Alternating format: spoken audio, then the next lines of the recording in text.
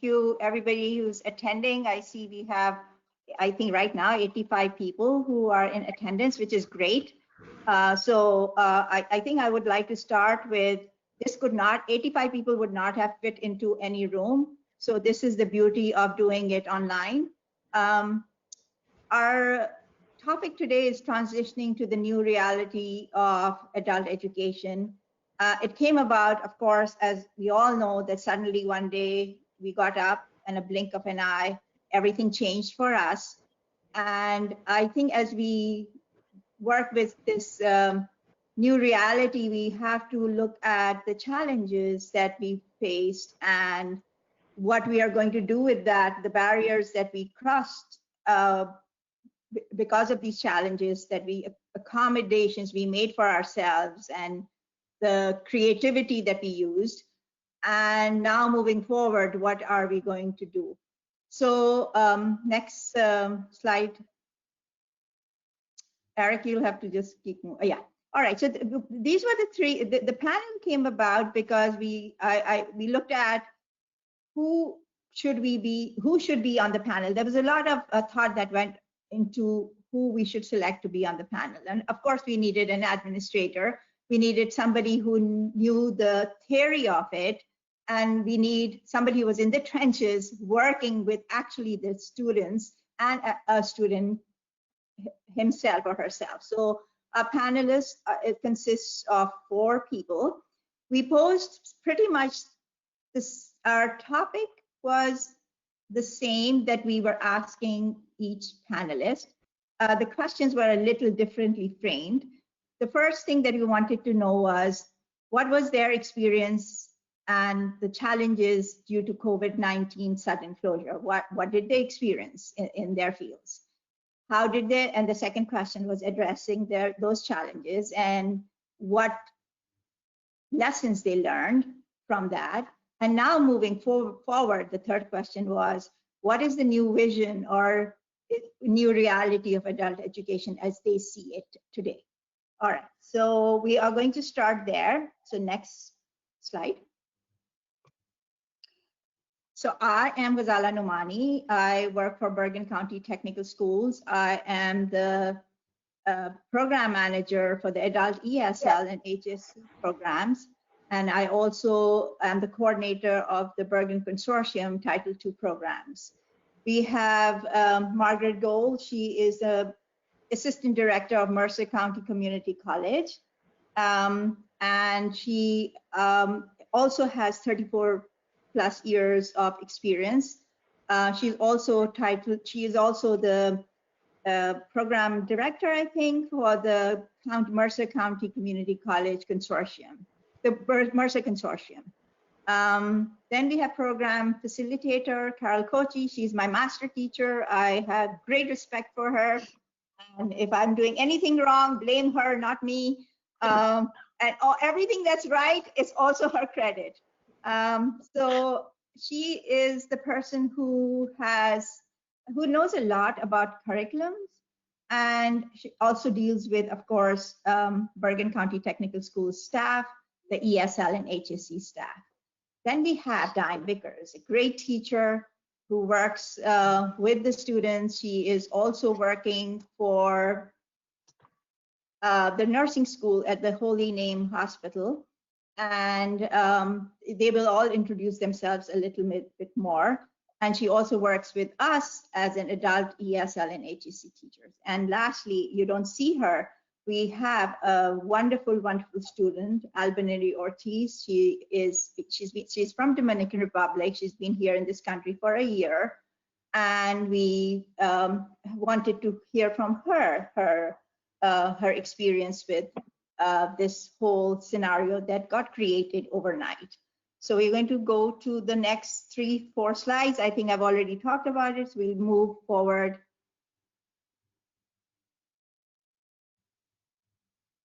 Okay, so all of this took place in a blink. And I think we've talked about online learning, remote learning, blended distance learning for years. For years, we've been talking about it. And yet everybody has been taken by surprise. And it is because we were actually not prepared in the true sense of the word. And I think I can say we have like advocated blended distance learning, we wrote curriculums, and yet like when it happened, it was like, what do we do next? What are we supposed to be doing? This cannot be happening. And this is going to go away in 2 weeks. And now it's like, no, maybe this is not going to go away, or maybe this is a better way of working, we don't know. So let's see, let's go to the next slide. And the first question we posed was to Peg. So Peg, I'm going to ask you, as a assistant director, what challenges did your program face due to the COVID-19 and sudden closure? What did you do? What did you face? And how do you share? Can you share that with us? Well, people, thank you, Ghazala. People generally, students, teachers, knew what to expect. Register, attend orientation, attend the classes, test, post-test, HSE test, get an email, go on a website, do some work, complete the exercise, email an attachment to the teacher, print out a picture, make a PowerPoint. That's really just being consumers of technology and not active users of technology. So even though we are in this pandemic, we see as our program some areas where there were some holes, and we were able to shore those up very rapidly. But our biggest challenge was the lack of enough time. If I were to ask any of my staff if you could go back and do it again, they would say if they could have prepared better or more in advance of the remote operations, they would have done that. So I think for overall, all of us on the panel at least, the remote operations was a huge, big revelation to us. Sorry, Peg, I don't want to interfere. Eric, can you change the slide, please? No, one, go back. Yes.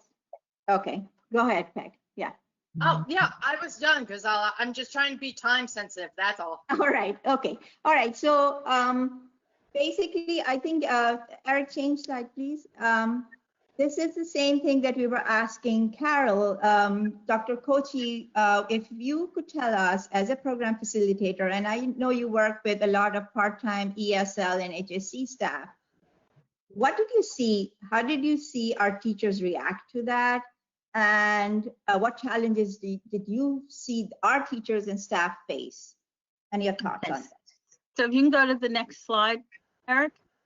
So this picture is their reaction. I know, even I don't have to see their faces to know that was their reaction. It was, for me, it wasn't completely unexpected to move to an online platform. And I was actually excited about moving to an online platform because I see there are so many possibilities.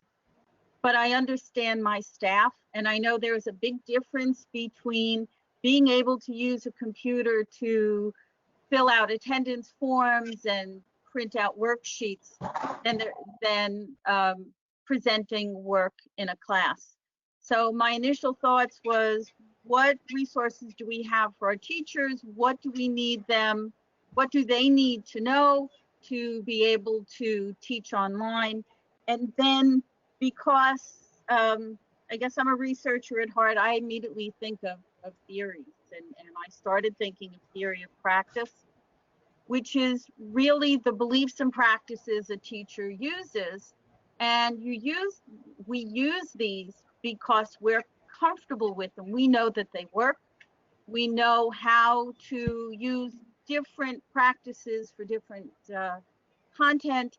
And I was concerned about my teachers and my staff being able to move to an online platform, because I know some of them are not that comfortable. And I know we have students who aren't that comfortable online, and it has nothing to do with age, but we have students who aren't that comfortable using online platforms. So when I calmed down and said, okay, we'll all be okay, I thought, we could make a lot of necessary positive changes for adult education. Okay, very good. And so Diane, yes, Diane, I think we're coming to you. And Diane is a teacher, and she was the one who had to really deal with it while we were giving instructors as program managers directions. They were the ones who were right in the front, just actually dealing with this day to day, with issues of not having the technology themselves, or the students not having the technology, or trying to figure this out. So Diane, tell us, what was your experience, your challenges? Well, I'm going to be really real, because when this was brought to my attention, my first thought was digital now, like right now. And I was like, oh, no, I cannot do this. You can imagine all of the feelings that was going through my body. And I'm sure just as well as my colleagues, that sense of dread, my legs wobbling, I mean, shaking, everything was just going through my mind. But I had to come to the realization that there was no backing out. Gonzala and Carol was really depending on us, so I had to swallow the lump and just move forward. Eric, if you please. So next slide, please. So besides my brain exploding, there was some good experience, and then there was challenges with this. And let me talk about the experience first, because it gave us, and it gave me, an opportunity to engage students in discussion in a way that they can really learn virtually online. It was new to them, and it was new to me as well in this capacity. The students was really actively asking questions. They were fostering their learning skills, and they were even teaching each other, which was a very good experience. Their enthusiasm, which was really enlightening to me, because they really was enthusiastic in learning, and this new setting, this new virtual experience, they found it to be inspiring, and they found it to be something that some, not all, look forward to, and then there's some who really didn't look forward to. But they also established, along with myself, a trusting relationship with each other, not just for a student, but as members of the class, members of the community as a whole. And I really honestly can say I haven't experienced that the same way in the classroom. So it was really dynamic to see how well they would just engage and then just build their trust among each other. However, with everything, there were challenges, and the challenges was really in the beginning trying to present clear expectations for the class. For example, punctuality. If our class starts at 9:15, you need to be there at 9:15, not log in at 9:15. Their appearance was so important, because you know, I think about my daughter in college, and I remember going up to the college, and all the young folks go to school in their pajamas. So that's pretty much how they would come into class, in their pajamas, you know, half dressed, hair not done. I mean, it really amazed me that they didn't think much of presenting themselves well for the classroom. So that was an expectation that was a challenging to change.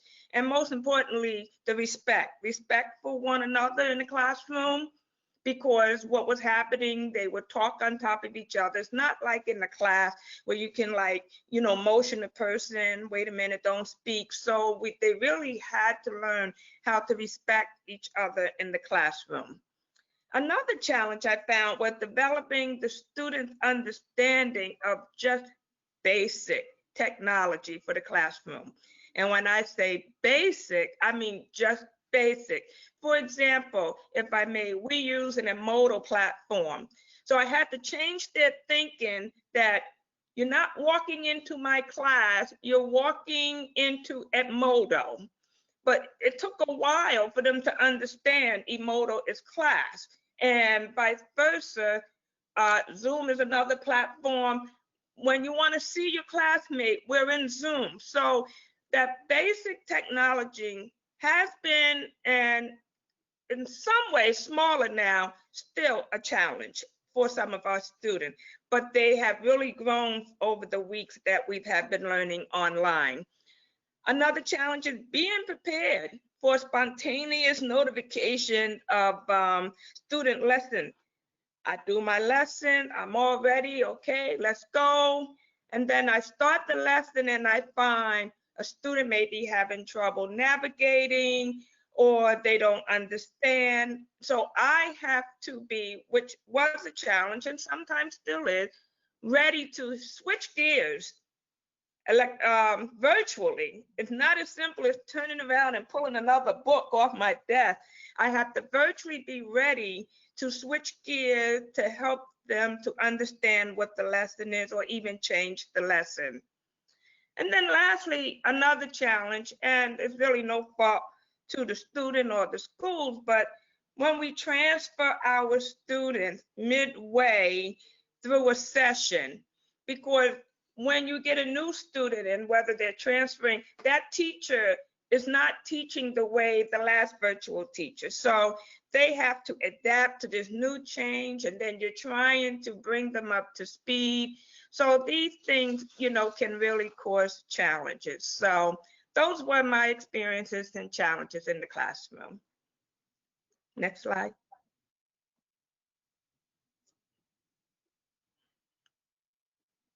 Thank you so much, Diane. Okay, so now we will go to our student. Albaneri, can you hear us? We don't see her, but I think she's there. Yes, I can hear you. All right, Albaneri. Eric, can you move the slide next? Back. Oh, okay.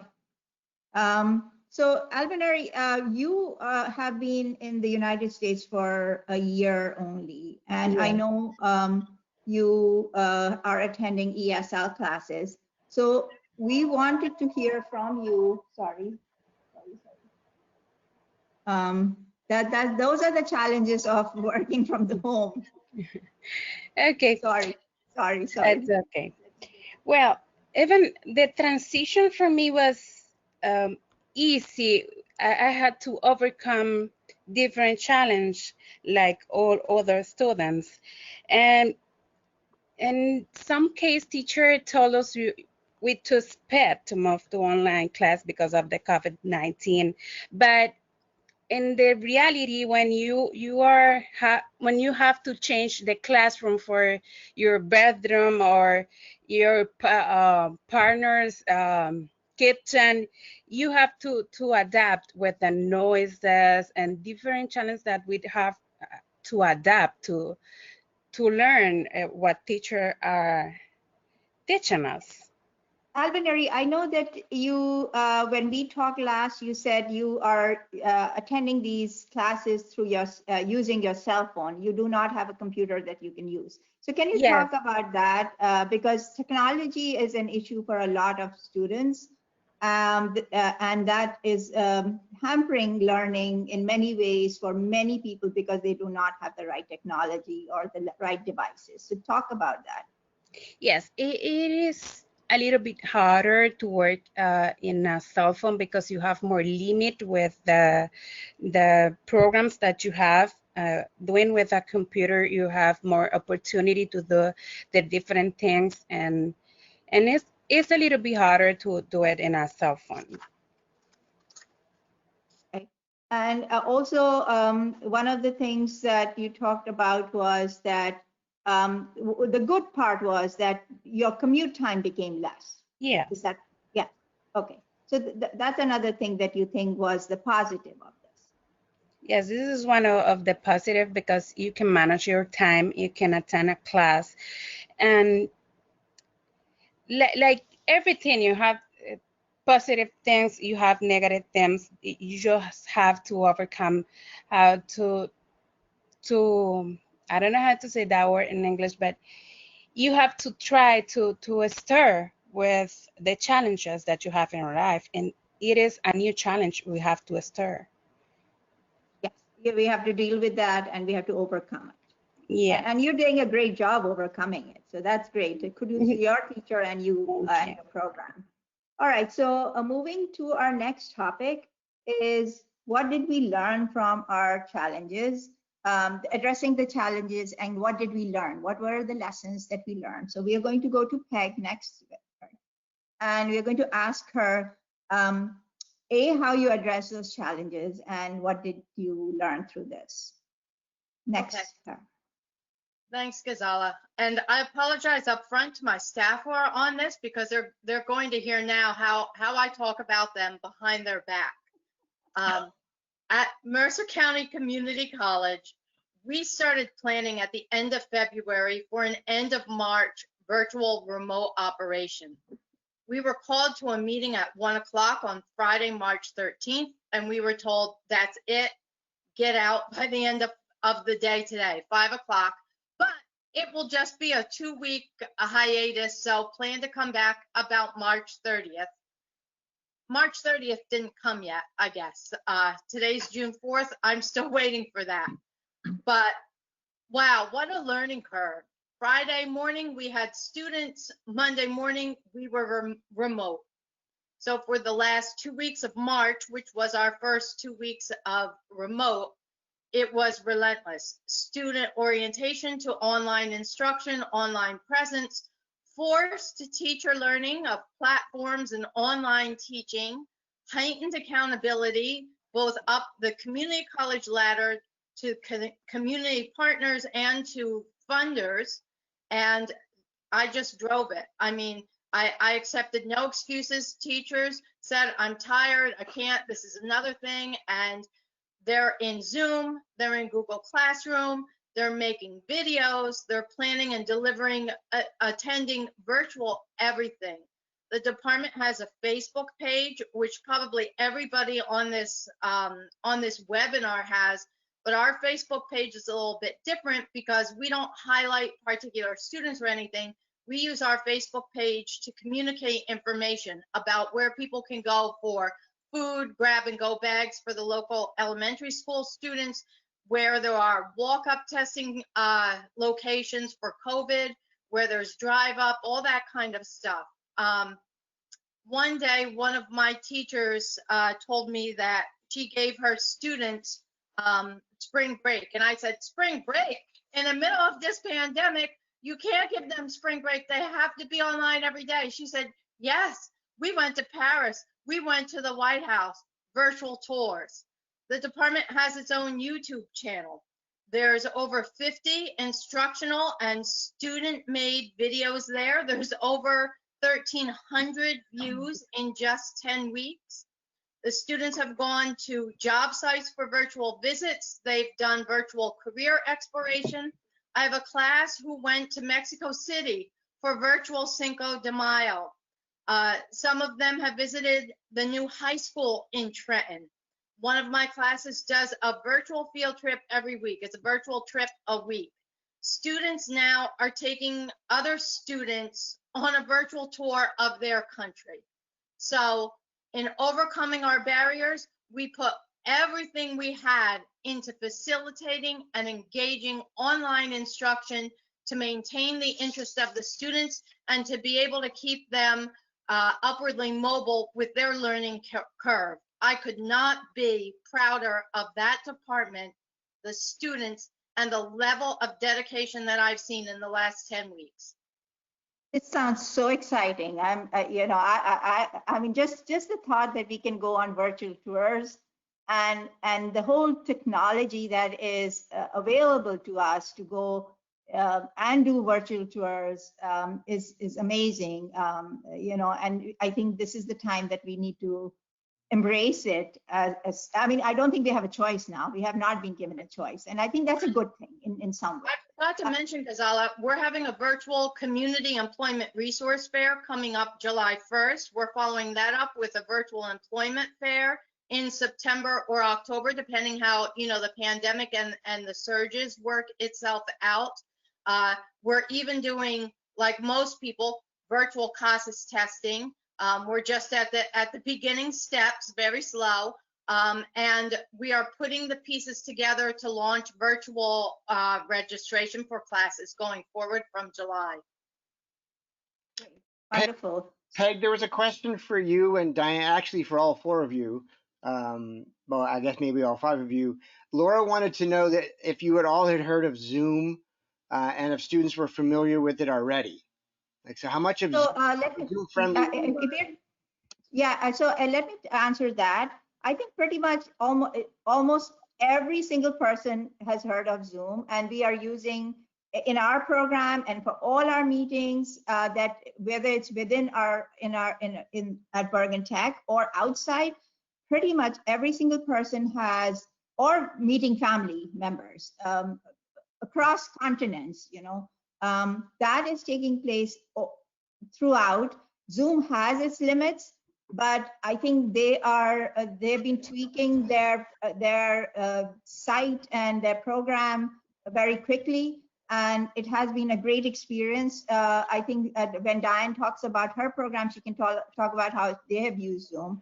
So yes, we have not only heard of it, we're all using it. No, sorry, the question is before the pandemic, before March 12th, how much did you know Zoom and how much, were people familiar with it? Oh, before? Yeah, before. No, Yeah, I had not. At Mercer It used County, it once or twice. The computers don't have webcams, so to be honest, we weren't really using anything with a webcam like Zoom enables. In my case, I had used before the class, so I knew some, but not as usually as we are doing right now. Say that again, Albinari. You were saying you Yes. you knew about it? I had used Zoom, but not as usually as we are doing right now. Not as much as we do now. No. Correct. Yes.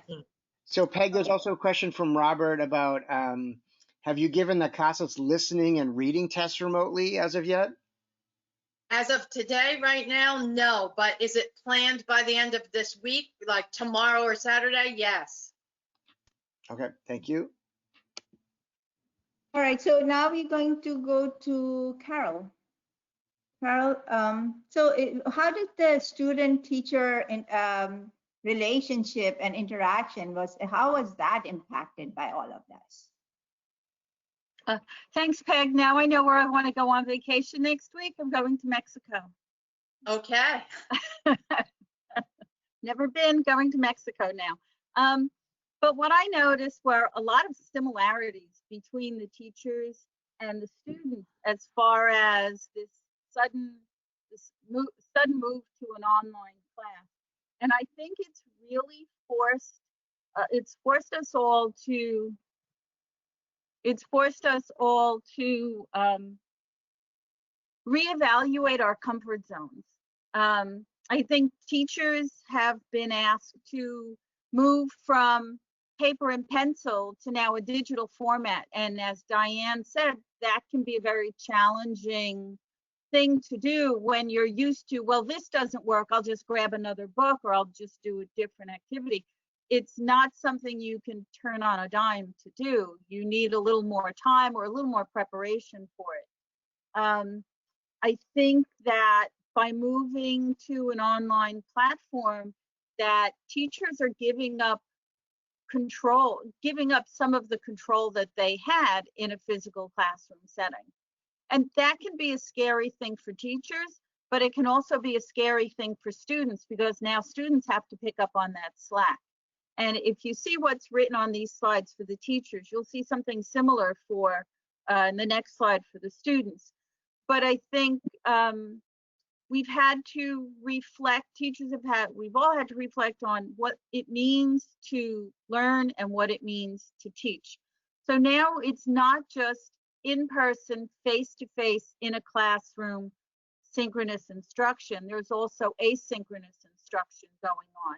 So Diane said we use Edmodo. Teachers can post assignments on their Edmodo page. And it's up to the students. It's their responsibility to do the learning, to watch the video, read the piece, whatever the activity is, it's their job as a student to complete the assignment and to submit whatever work needs to be submitted. And there's also a learning curve. So I've used Blackboard before, but Edmodo was something new for me. So there was a learning curve to using Edmodo. I've used WebEx, I've used Zoom once or twice, but there's a learning curve that goes with each new piece of technology that we have to use. New skill set, a different mindset. Eric, if you can go to the next slide, please. Same thing with students. They kind of need an attitude adjustment, and not in a bad way, but they need to rethink. I know most of our students are coming from traditional educational backgrounds where a teacher is at the head of the class, tells you what to do, guides you through the process. And now we're relying on the students to be a little more self-sufficient and self-directed. And that can be scary for some of our students. But I think they're really doing a good job. I'm really proud of our teachers and our students, and really happy that they've risen to the occasion to really meet this challenge. But I think there's also a problem with technology, because our students and our teachers don't all have the same technology. And some of our students are limited to their, and when I say limited, I mean to their smartphones, which is fine to sit in on a class and to participate, but you can't do assessments online in a phone, because it's just not set up for that type of activity. So there are limitations with the technology, and not all of our students have reliable internet. One of our students talked about having to stand outside her front door because that's where the internet signal was the strongest. So there's a lot that we have to get used to, but I think the mindset and the skill set are probably foremost for this. All right, so thanks, Carol. I know we are short on time, so we're going to move a little faster. Before you move on, there's a question for Carol from Carolyn. Yeah. Which is, in addition or other than the usage of cell phones, are there other ways to have class communication? Particularly, this person's asking about casino employees who are under the Consortium for Workforce Development. Any ideas about that? We had a couple of students who were listening in on class on their flip phones. So they were able to at least hear and participate in class that way.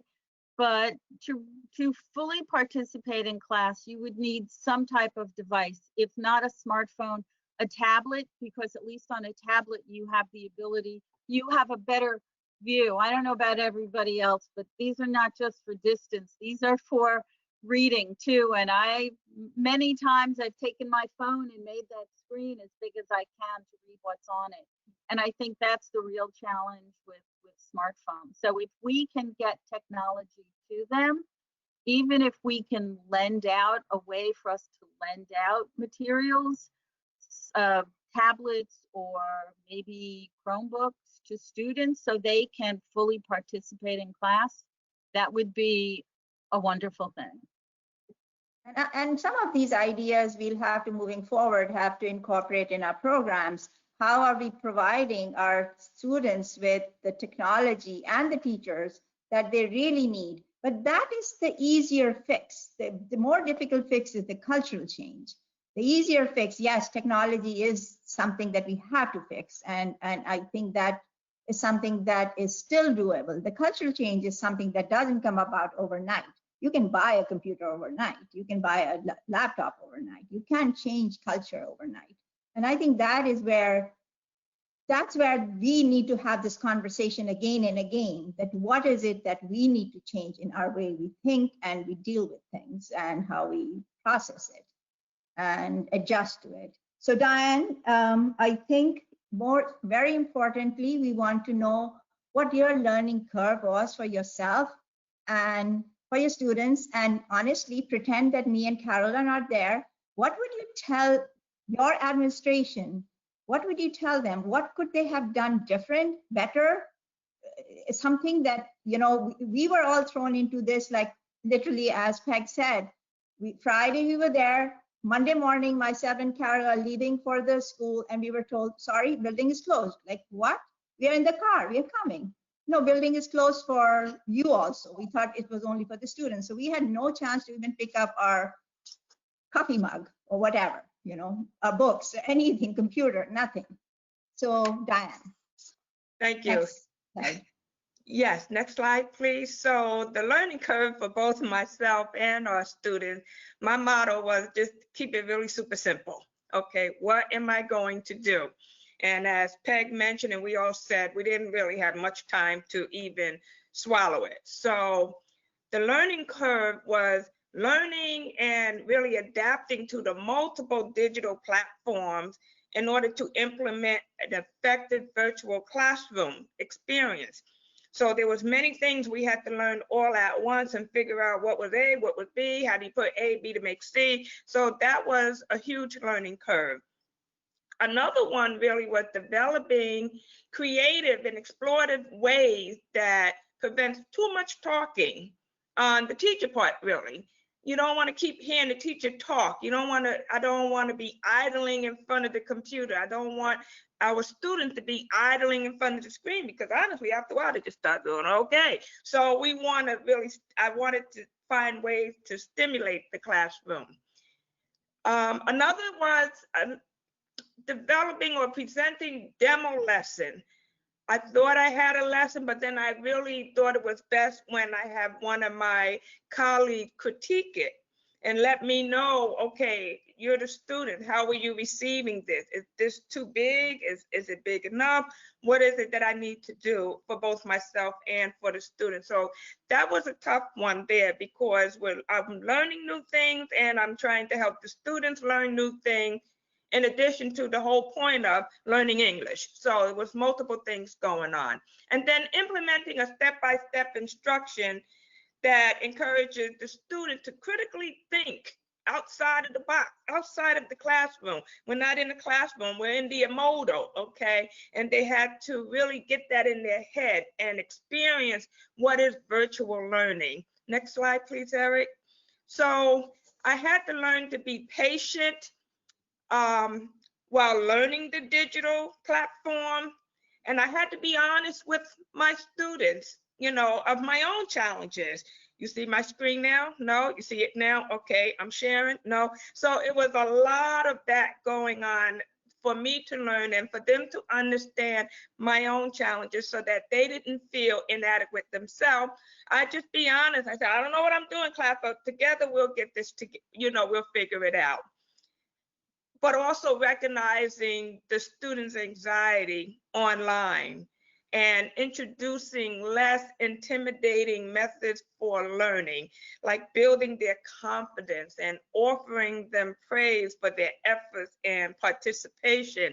For example, I have one student now, I call her my co-teacher, because she's getting really savvy with our emodo, because the student just recently had an emodo training. So she's bringing me stuff back from the students end that I never really paid attention, because I'm trying to learn the teacher's end. And then learning, you know, that the classroom experience, the virtual experience, has to be pleasant, and it has to be a positive experience for not only the student, but even for me as well. You know, I have to stay calm. I tell them to stay calm. I tell them, don't worry about it. Don't worry about the mistakes. Even I make mistakes. I let them see my mistakes. I let them see my frustration, just to help them feel more relaxed in the environment. So that's been the learning curve for both the students and myself. Now, I can, Gonzalez said I can. Next slide, please, Eric. What I and my colleagues, my peers, will want our school administrator to know, because as it was said earlier, we just got thrown in this pot of water like that, at a blink of an eye. We went through many trainings, but I feel that if we could pair the teachers to work together after a training session to really ensure our understanding. It's not always we want to say things in a training when our supervisors are there, but amongst our peers, we say so much more that we can come back to our supervisor in a better way of saying it without showing the frustration and the anxiety.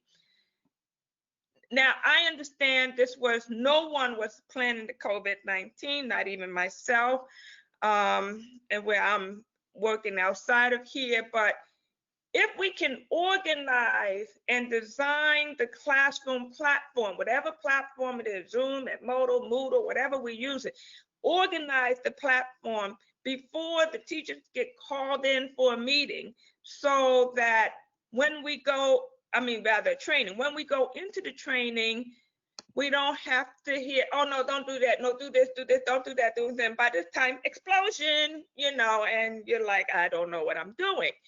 So we can have, if the administrator can give themselves more time to organize that platform and then bring the teachers in, I think it would be a little less stressful.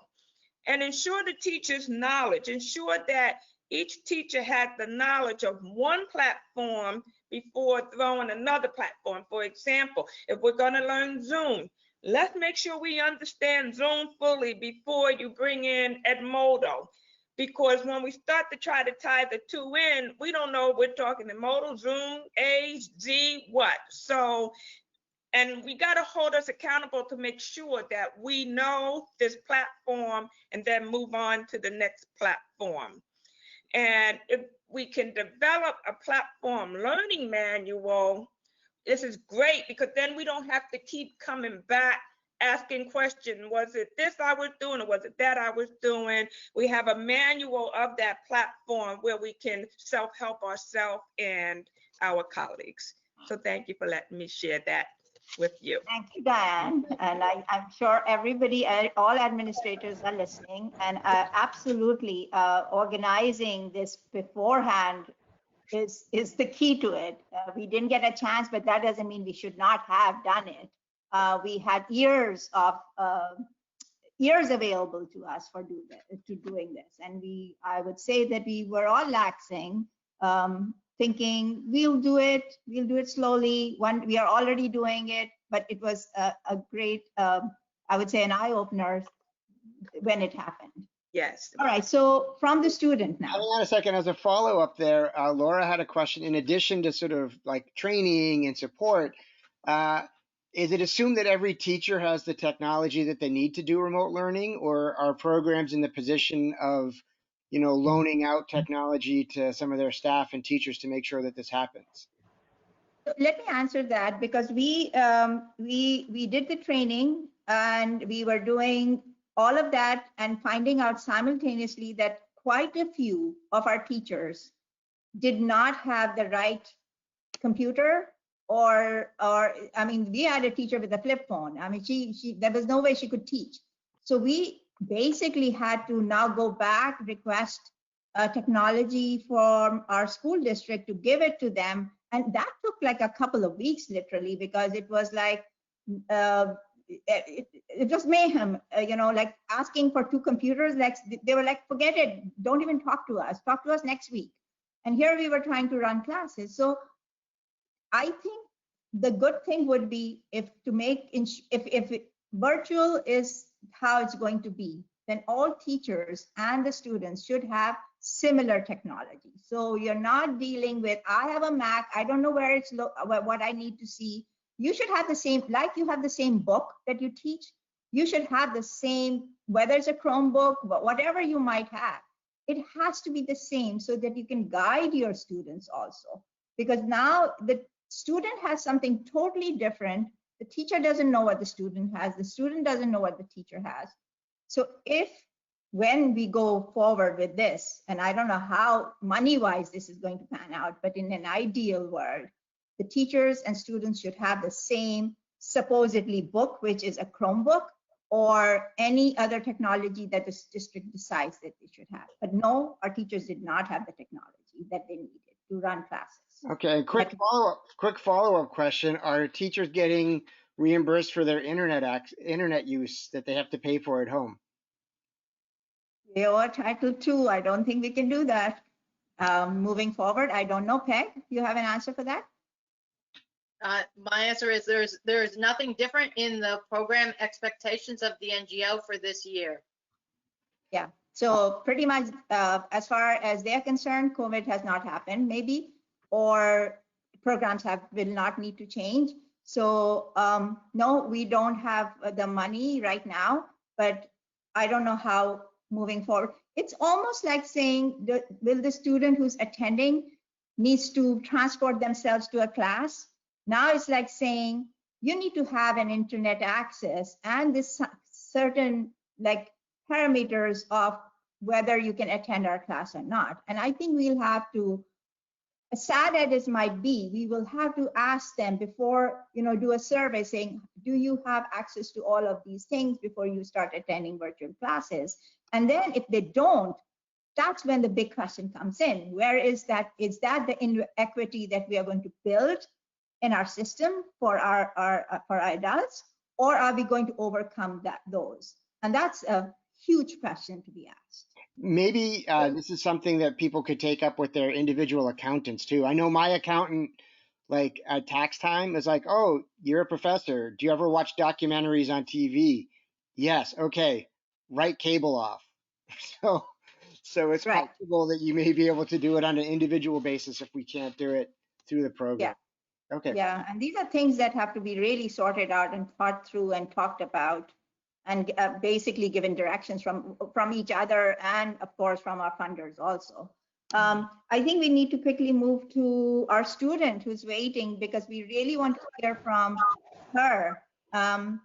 What advice would you give your teacher and school administrators to make your learning more effective or more successful online, Albaneri? Okay. One of the things that we really appreciate all the effort that she is doing with us, and all the resources that she has given us to continue enlarge our knowledge about to learn English.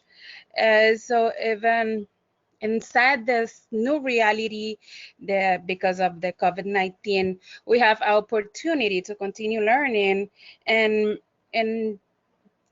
becoming or learning what we want to.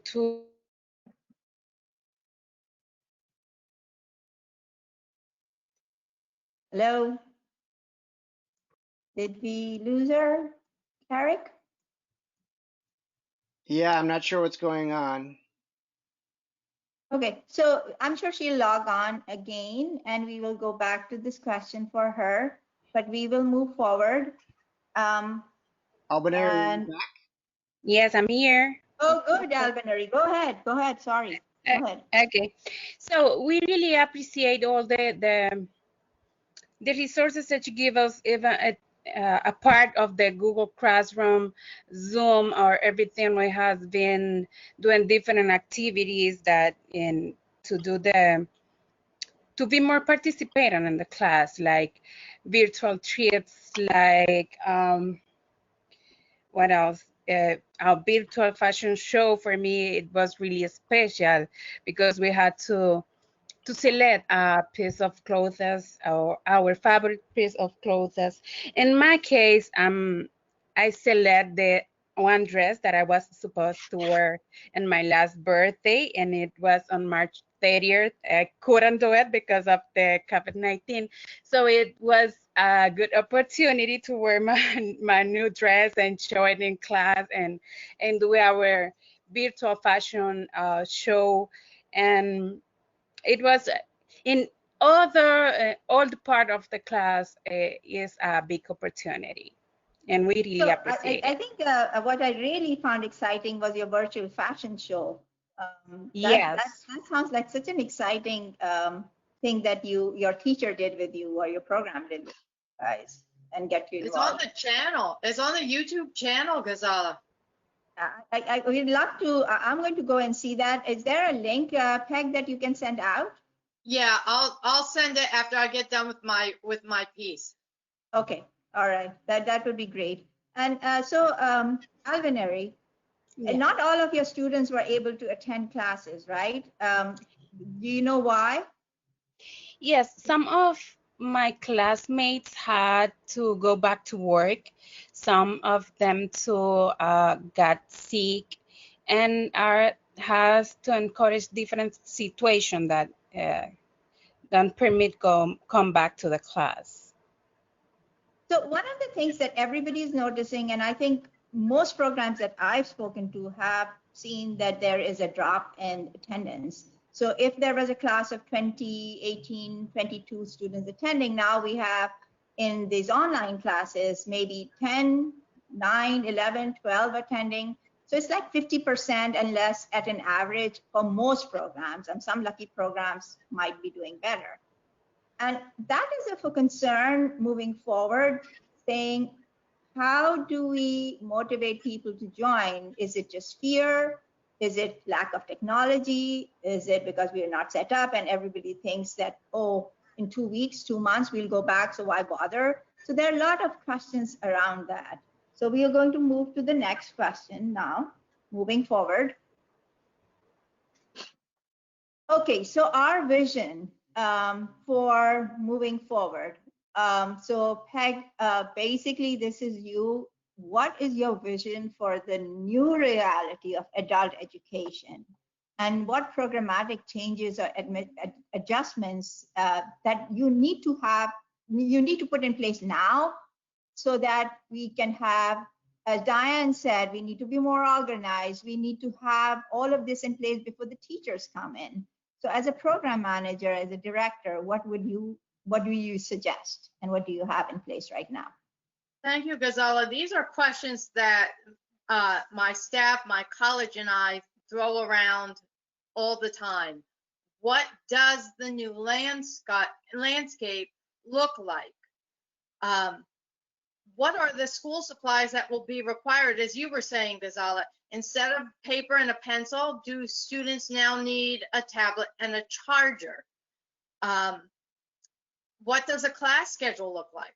3 hours at a time is just not the most conducive way to deliver instruction online to adult learners. Does it look like a 40-minute Zoom session? Does it look like a 2-hour Zoom session with Burlington English or Aztec as, the added remote learning, Google Classroom assignments?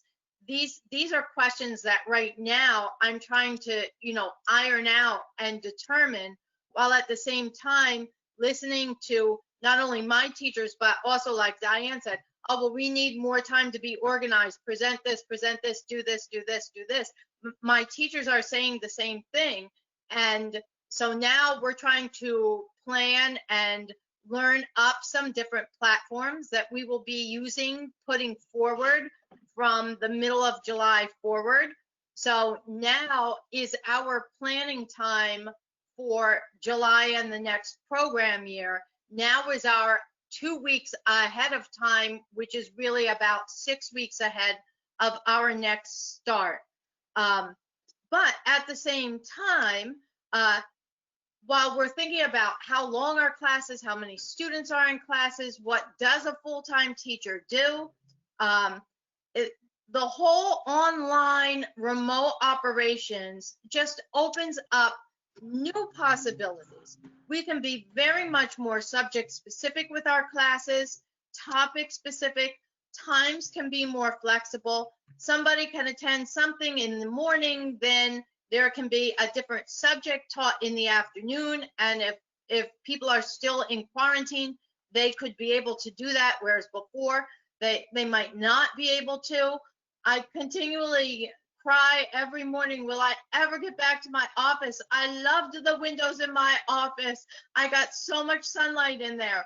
But these types of things are what I'm thinking about as adult education starts over. I mean, through all of this, the adult education programs in my department, and I'm sure every place else, we've worked very hard to be the life of the pandemic for our students. And especially now in these very volatile societal times, Trenton is burning.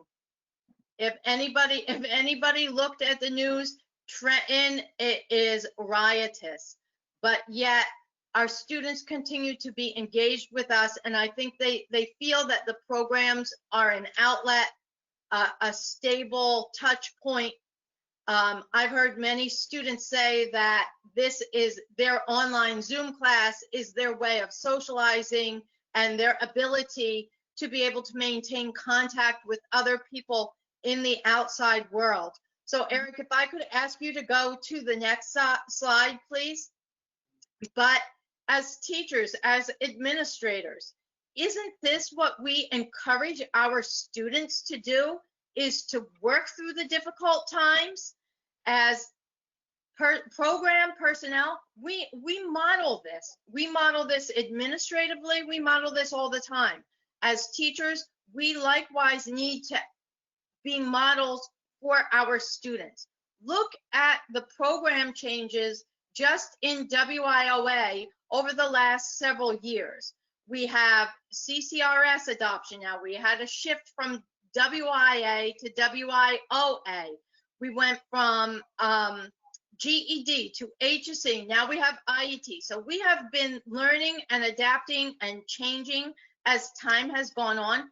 This pandemic has been a learning and changing opportunity for us in the education field in an hourglass, and the pandemic kind of funneled it right into the net of the hourglass. We had to do everything very rapidly, very well, very efficiently, maintaining a focus on the students. So there are aspects of adult education that are dying, but at the same time, there are so many new possibilities that are rising. Adult education is on the cusp of being reborn. We're giving our students reasons to hope when they are unemployed, when they are diseased, when they are disheartened. Our programs are giving them the lifeline that they need to improve their life. Mm-hmm. The world is our classroom now.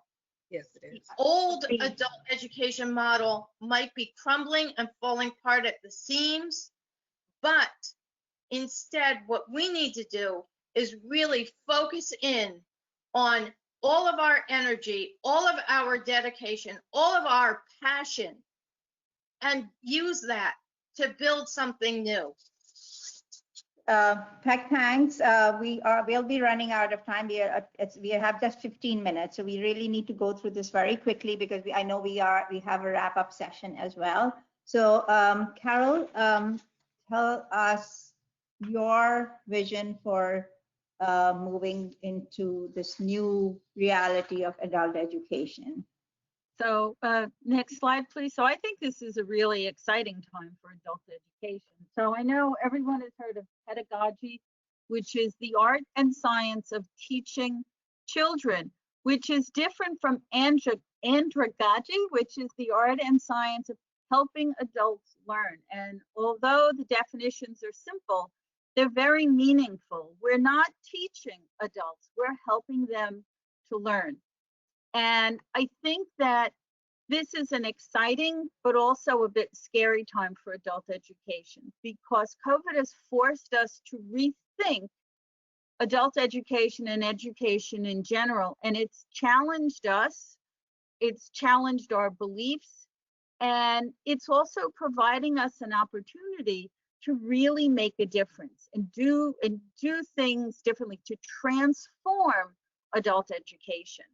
I think as adult ed programs, it's time for us to examine other perspectives, that we should break away from the K-12 model we have always been forced to follow. Our CCR standards are based in K-12 standards. We are not K-12 programs. I know I'm going to get in trouble for this, but the very first directors meeting for WIOA that I attended, my first meeting, I was new, I didn't really know anyone, and I sat down and there was someone presenting a workshop on teaching English as a second language, and he was talking about K-12, and I turned to the person on one side and said, "Is everybody here adult education?" "Yes." "Does this presenter know he's talking to adult educators? Because because half of what he's telling us is only good for K-12. It is not good instructional practice. It is not best practices for adult learners or specifically adult English as a second language learners. So I think it's time for us to break away, to be radical and do something for adult education that puts teachers and students as partners in learning, gives students more control over their learning, makes them more responsible, because adults are very motivated as learners. They also have a lifetime of experience and knowledge that they bring to the classroom, and that's not always valued. So if my dentist speaks, so my dentist is Chinese. If I go to him and he tells me he has a cavity, I have a cavity, it doesn't matter to me whether he tells me in Chinese that it's a cavity or English. He's going to fill it the same way. The skills are the same, they transfer. So we need to give more value to what our students bring to our programs and to our classrooms. And I think finally, and most importantly, it's time to professionalize the field of adult education. That's always been a big issue with me, that we're not treated like professionals. We're not even second-class citizens. We're third-class citizens. And adult education really needs to be professionalized. We need to move up the ranks as far as the respect that we deserve as teachers and education providers. And I think the key sentence that Carol said is that adult education, a lot of resources and standards and testing that is being done is based on K-12 models. And pretty much that is not adult ed. And so whenever people say, oh, we looked at K-12 standards and this is based on, adult ed standards are based on K-12 models, right away you know there's something seriously wrong there. There's something so seriously wrong there. And I think as educators, we need to bring that to the forefront, that K-12 models is different. Those are kids growing up. They have other things that they deal with, you know, as growing up, cognitively and physically. Adults come with skills. They have learned in their languages. Most of our participants speak 2, 3, 4 languages. We are not utilizing that. We are wasting a lot of knowledge, and it's a shame on us for doing that, but we are, because the system is set up like that. So Diane, we are going to you. And, one more thing, I'm sorry. I know that when I teach listening to my students, they don't have books in front of them. They don't have papers in front of them. They have to listen, just listen. And there's a lot of resistance to that because it's not something they're used to. It's something different. But once they get accustomed to it, once they go through that learning curve, they're happy to have done it that way because it really does improve their listening skills.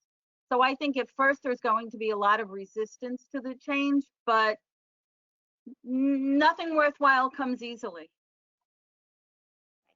Sorry. Diane, your vision, and what would you want for adult instructors to know? Okay, my vision of this new reality for adult education really is to inspire students to learn and reach their individual personal goals by creating a positive environment in this new age of technological learning. I mean, it's not easy, as we all spoke about it already today, but that is my vision, to really get the student to want to learn and to reach their individual goals. So your wish list. You had a wish list. Let me talk about my wish list. Well, I know there's some teachers out there, so this is not my wish list only. I'm sure that my peers would feel the same way. For teachers, I really hope someday that we can have time for a one-to-one teacher-student video conference for individual student learning support. It's just not fair to take classroom time away to try to assist students or it's not fair for teachers to really go outside of their classroom schedule, making time. So if we could just have time just to have one-on-one, and it doesn't have, I'm not saying every class, maybe once a week or once every other week, just so we can spend some time with a student.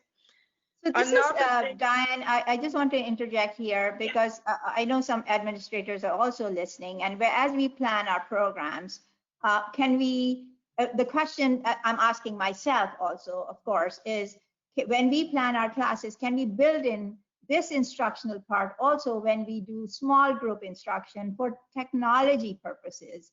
Because if we are doing 50% or 60% of the class or 100% of our class online, we need to give them this support to the teachers and the students. Yes, go ahead. Sorry. Very important. And also additional professional development training. We need time for that, and I'll talk a little bit more about that in a moment. But my wish also for students that they get tech support. Now, although as teachers we're learning, but we're not IT specialists, and our students need support. And we've said this many times already, that students don't understand the basic technology and what to do. So we can get some sort of tech support just for the student, that would be helpful. In addition to that tech support, if they can obtain some orientation online prior to coming on to the virtual classroom, that will help us as teachers, so not to spend so much time giving them the step-by-step instruction, which I had mentioned earlier was some of the challenges that I still face today.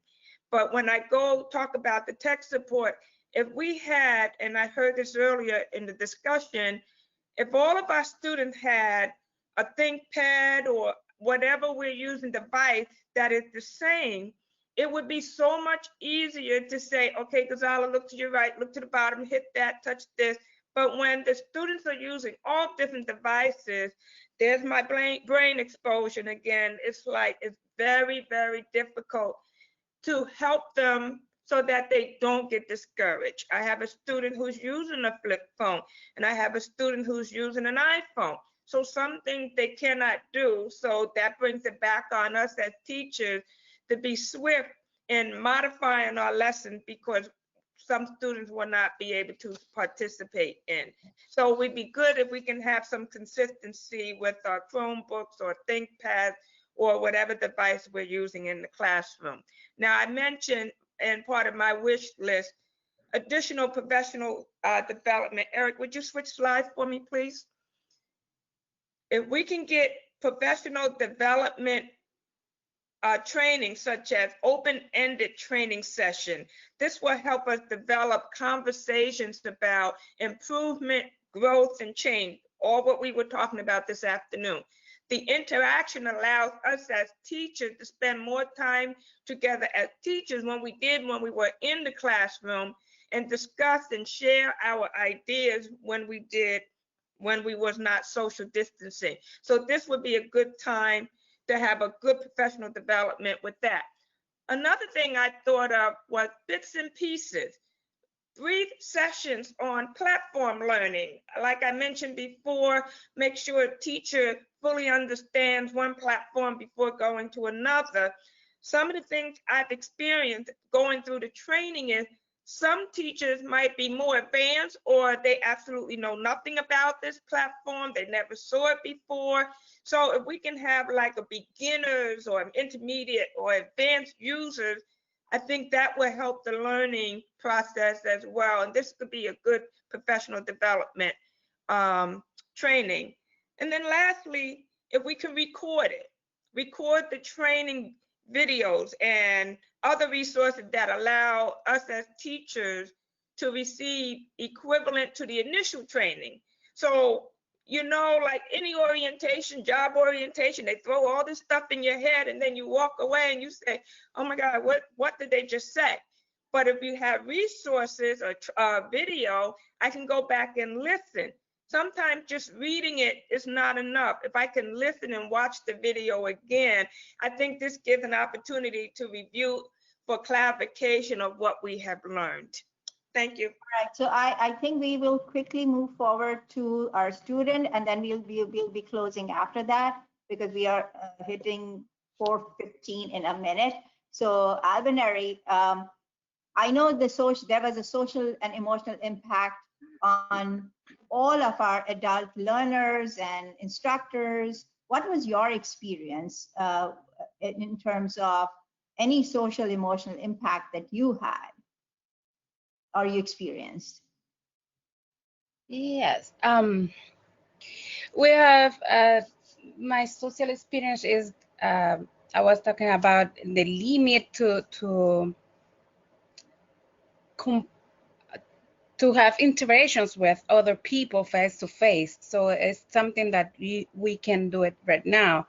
So even I would like we can become or able to come back to the classroom. I think while it happened, we're gonna be more adaptive to use it the internet or different medias that we are using right now.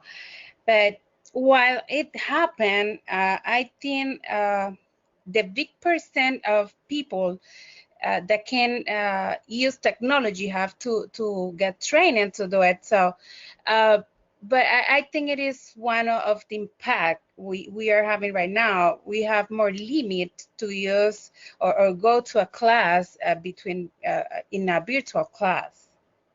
So you think you would rather be in a actual classroom setting than be online, right? Yes. Is that what you're saying? Yes. Because that of course we are all humans are such social beings that we are unable to right now understand how we can connect on an online setting as we do in person. So that is something that all of us are facing. Well, I think we're going to move to the next slide. We will be closing very quickly. Yes, that's Malcolm Knowles' basically lifelong learning philosophy. We'll go to the next slide. I think wrapping up, we all know that our programs are underfunded. Adult education is. It's based on K-12 models in many ways. We've heard that from all our participants that it's a time for change. This change was coming no matter what. It just happened so suddenly that we are all taken by surprise. And I think we are afraid, but we are excited also at the same time. There's a lot of work that needs to be done, a lot of work that needs to be done collectively. This is not an individual thing. It has to come from private sector, government, state, and at a personal level. So all of us have to work together, and that is how the change will take place in a positive way. Next slide. And I think what we really want to talk about for very briefly is we talk about, oh, we need to go back to the normal. And then we need to stop and think, was the normal good? That normal was not that good. We should not go back to the normal. We should not. The old normal that served adult education teachers and students was not really good. The new normal should change to the new normal, or whatever the normal should be a better one. And this was change that was long overdue. It just got accelerated. K-12 models we have to move away from them as educators and make sure that K-12 models do not translate into effective adult program models. And we are so underfunded. So we need to invest in adult education if we really need our adults to use their skills as we should. They have the skills, they have the ability, our students do. We are wasting them. It is sad that we do that, and we continue to do that because we feel that we have been caught up in this, but this opportunity is great. And I think we are going to reinvent all of this, hopefully moving forward. So I thank you all. If there are any questions, then Eric, let us know. We'll stay a little longer, all of us, to answer any questions. Otherwise, this was a great, really well attended. Over 100 people were there, I saw. This was, I think, thank you, panelists, for your input and your expertise. Albinary, thank you so much for being there, for being the excellent learner and allowing. Thank you for the opportunity, and thank you for all your effort for us. Thank you, Peg. Thank you, Carol. Thank you, Diane. Thank you, Eric, so much. Yeah. Eric, do you want us to stay to answer any questions?